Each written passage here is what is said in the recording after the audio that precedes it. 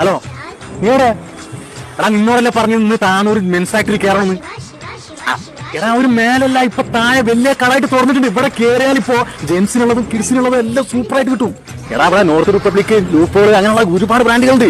ഏതായാലും കട്ടാക്കി ഞാൻ വിളിക്കാം.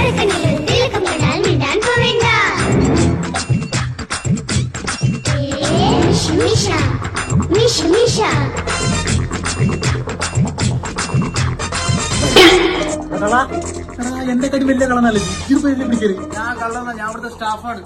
ഇത് കക്കാൻ കയറിയിട്ടല്ലേ പോലീസിനെ ഞാൻ വിളിക്കണം. പോലീസിനെ വിളിക്കരുത്. ഇവിടെ ഇങ്ങനെ ജീവിച്ചിട്ട് എന്ത് കിട്ടാൻ എനിക്ക്?